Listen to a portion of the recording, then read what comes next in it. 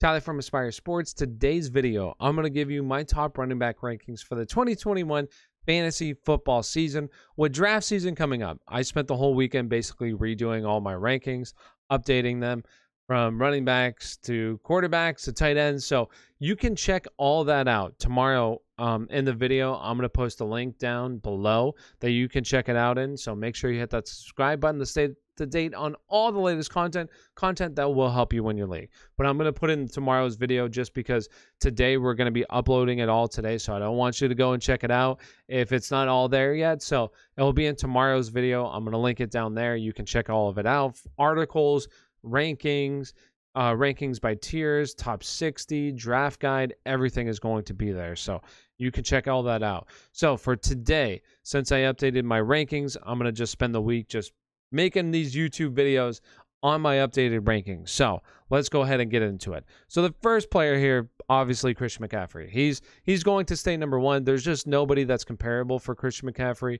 If Christian McCaffrey plays a full season, he'll finish as RB number one. The best dual threat in fantasy football when it comes to receiving and also rushing. He sees a ton of work as well. So if he plays a full season, even if he plays like 15 games, he'll still probably finish as RB number one. So Christian McCaffrey, number one. Number two, Dalvin Cook. This, like, the top three really hasn't changed for me. So we have Dalvin Cook. Honestly, like the top four haven't, but we have Dalvin Cook. So one of the most explosive players in the NFL. To me, I do think that there's a large gap between Christian McCaffrey and Dalvin Cook compared to like your other positions. Really, the only other position that's comparable for me in terms of the large gap is tight end, where you have Travis Kelce above of like Darren Waller, George Kittle, whoever you want. But for me, it's a large gap between these two. Dalvin Cook is extremely talented, is going to see all the rushes. Goal line work. He's going to see plenty of receiving work. So Dalvin Cook, for me, number three. Here is where things might get a little bit different. Is going to be Alvin Kamara. Alvin Kamara, a lot of people are concerned about Alvin Kamara. To me, I'm not concerned about Alvin Kamara. This is a guy, yes, I know that you don't have Michael Thomas in this offense. Last year, he didn't have Michael Thomas, and he still finished as RB number one. He had Drew Brees last year, who Taysom Hill and Jameis Winston are upgrades over Drew Brees compared to last year where Drew Brees was. So I know that if Taysom Hill is the quarterback, there's the possibility that he doesn't see as many receptions or possibly doesn't see as much touchdowns as he would because Taysom Hill is a threat around the goal line, but I'm not overly concerned about it. This offense is going to flow through Alvin Kamara.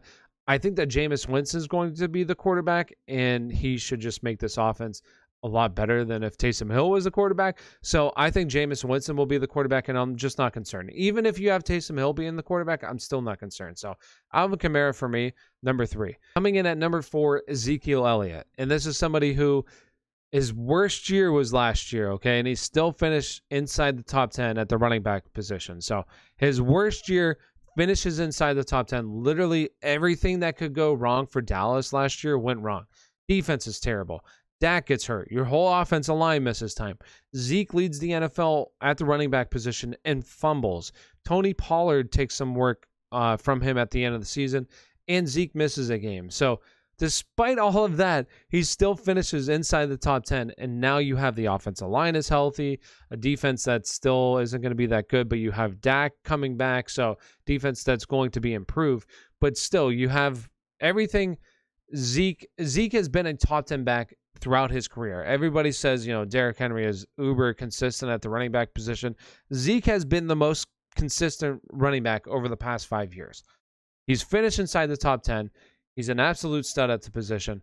He's somebody, the best ability is availability. He's available for you year in and year out. So draft Ezekiel Elliott at number four. Coming in at number five. And this is something that I've gone back and forth with as well, but I'm putting Aaron Jones just because he has the receiving potential that Derrick Henry, who's at number six, just doesn't have, all right? Aaron Jones, last year, you have Jamal Williams, who's now on Detroit. Last year, Jamal Williams played about 240 passing snaps, saw about 30-some targets, upper 30s or possibly 40 targets. I forget what the exact number is. But you have Aaron Jones, who I believe should see majority of that passing down work, where he might lose a little bit of the early down work to A.J. Dillon, but Aaron Jones' ceiling is RB number two. I don't think he can beat Christian McCaffrey if Christian McCaffrey plays a full season. So RB number 2 is his ceiling. And this is a guy who I've talked about is super efficient. He's extremely efficient around the goal line. So I don't see AJ Dillon getting a whole lot of work down at the goal line over Aaron Jones. I still think Aaron Jones is going to be their main guy, and they just paid Aaron Jones. So Aaron Jones for me is number 5. Coming in at number 6 is going to be Derrick Henry. And yes, I get it. Derrick Henry has been extremely efficient as well, extremely consistent as well. Best ability is availability, and he's been extremely available. But you have a defense this upcoming season that I do think is not going to be very good. I don't think their defense is going to be very good. So that means that you now have a defense that's putting you in negative game scripts where you have to throw the ball, where Derrick Henry is not going to see receiving work.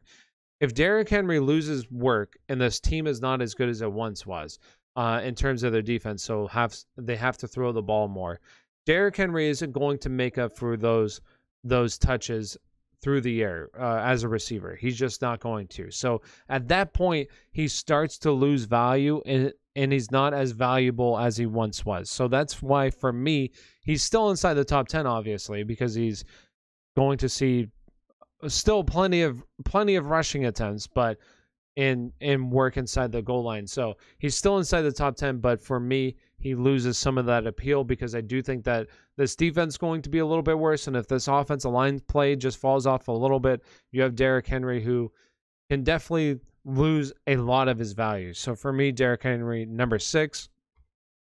Coming in at number 7, somebody that could be the biggest steal of the draft, Saquon Barkley. But you have to look at it as, how many games is Saquon actually going to miss? I think he's going to miss 2 games, come back week 3, and then he could still be on a snap count for the next couple of weeks.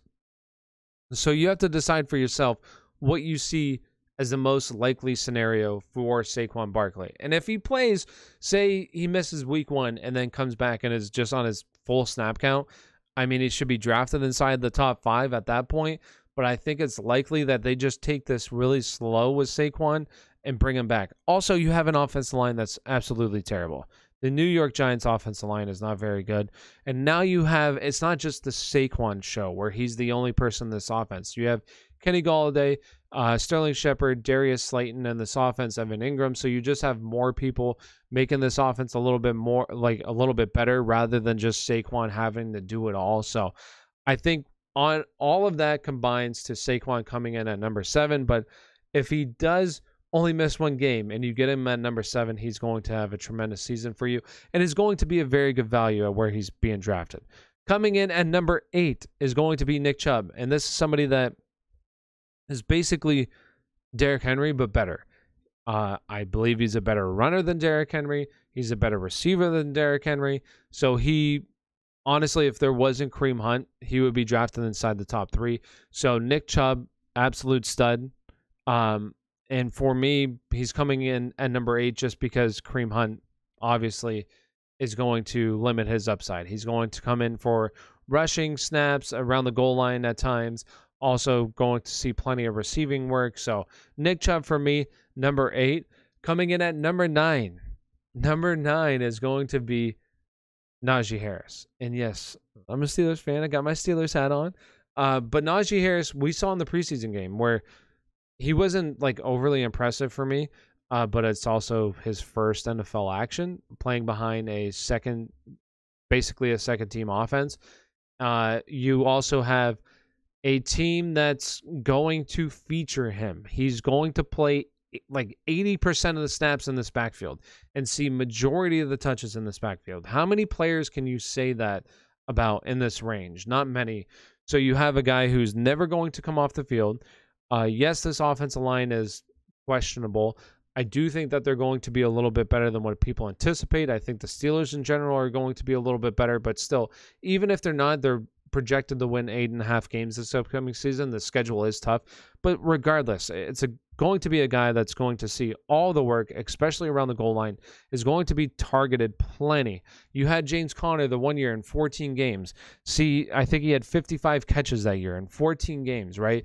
Najee Harris can easily do that this upcoming season. So Najee Harris, for me, inside the top 10 is RB number 9.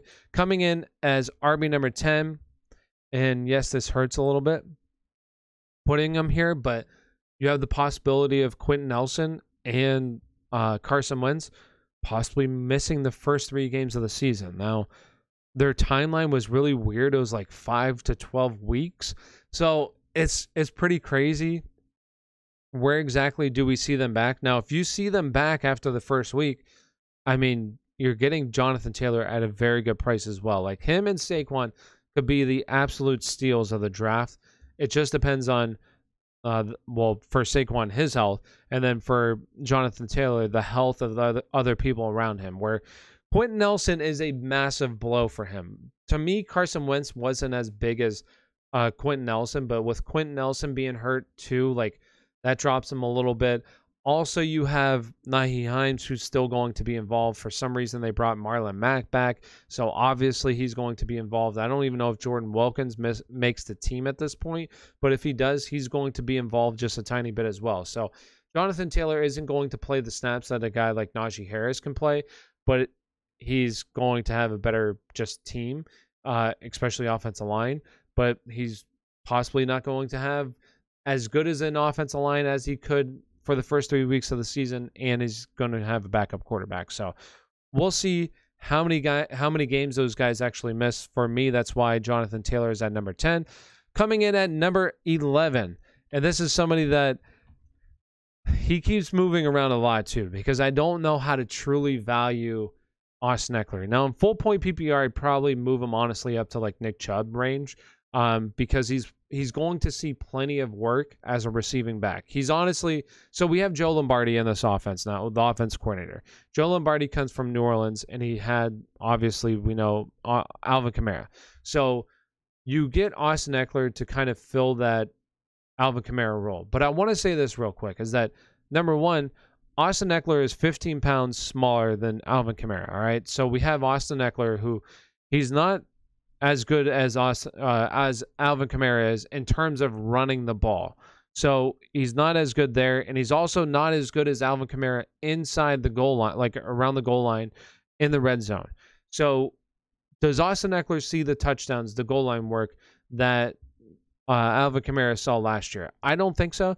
I think what's going to happen is you have Justin Jackson and Joshua Kelly. They're going to come in for goal line work for Austin Ekeler, where Austin Ekeler is going to see plenty of receiving work. He's also going to see some rushing attempts, but his main focus is going to be in the receiving end, where I think he sees plenty, like over 100 targets this upcoming season, sees a bunch of work, but just doesn't see the touchdowns to support him to finish higher than here, except in full point PPR, where he will, because those receptions will make up for the touchdown loss. But for me, Austin Ekeler comes in at this range at number 11. And coming in for me to round off the order is Joe Mixon, who I was very high on Joe Mixon last year. Very high on Joe Mixon. I think Joe Mixon is a very talented player. Last year has that mysterious foot injury that doesn't even get placed on IR until like way late in the season. Now there's no Gio. Gio was gone. Joe Mixon got paid. I think he's the absolute bell cow in this offense.